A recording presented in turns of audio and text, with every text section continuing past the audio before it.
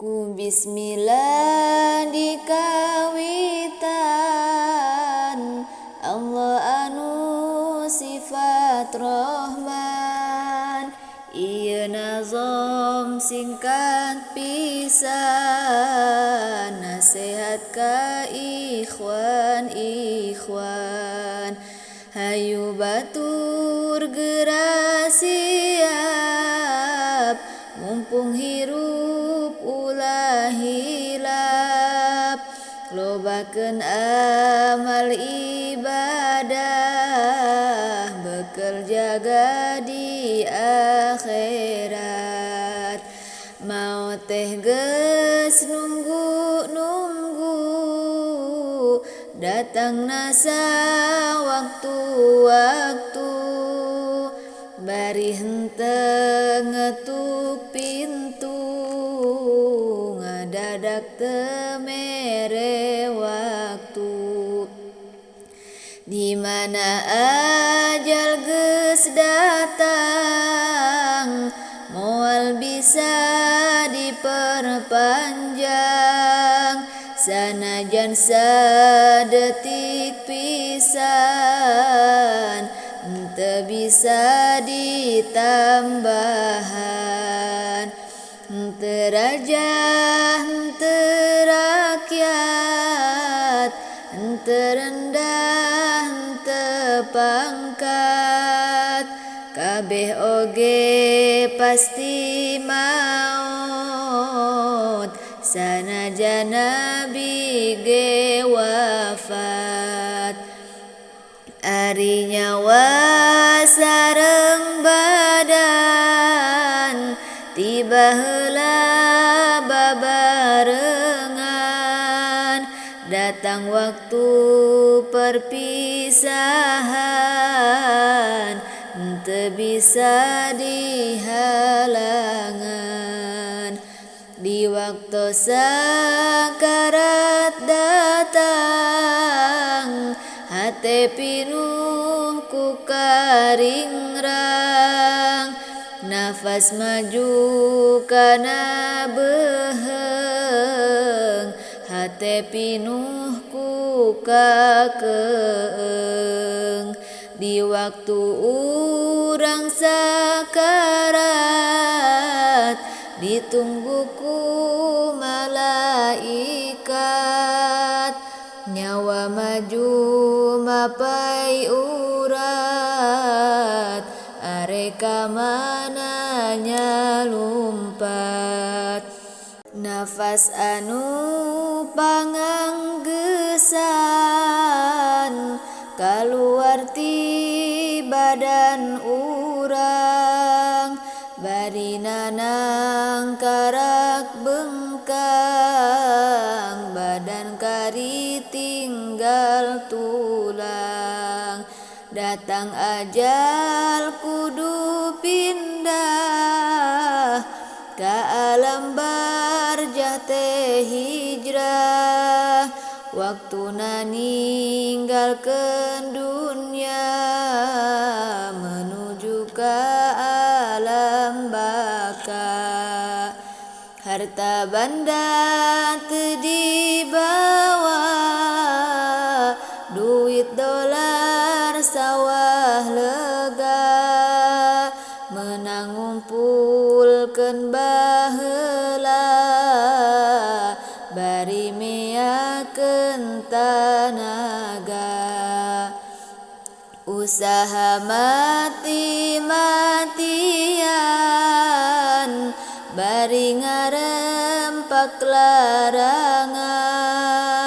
Harta jadi kasombongan ngahina ka babaturan. Nepi ka poho salatna karena sibuk usahana. Nepi ka poho zakatna bawaning ku sarakahna.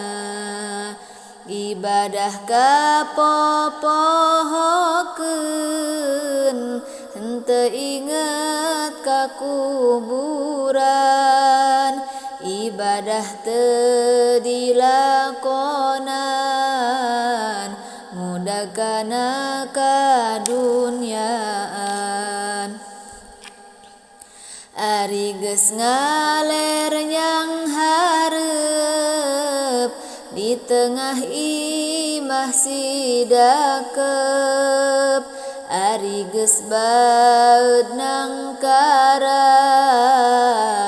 anggah hotah henteu gerak. Akhirna datang pasaran, akhir tutumpakan urang, kendaraan Bani Insan menuju ke alam lian. Di alam dunia tinggaleun, teu kabawa ka kuburan, jadi milik ahli waris, si mayit bati ngalehes. Bati gede hanjakalna, di dunia kedul amalna, hirup di alam dunyana, dandan ngagaya gawena. Hadis Nabi tos nerangkeun, di dunia pangumbaraan, naha atuh kangenahan, henteu taat ka pangeran. Di mana ajal geus datang, kacidahan jakal pisan, hate pinuh ku kakeung, dibarengan ku kasieun. Dina poe panganggeusan, urang ti dunya pamitan, liang kubur geus nungguan, jasad urang diasupkeun. Beki deket-deket pisan, kana liang sempit pisan, henteu aya nu nyaangan, atuh puguh kapoekan.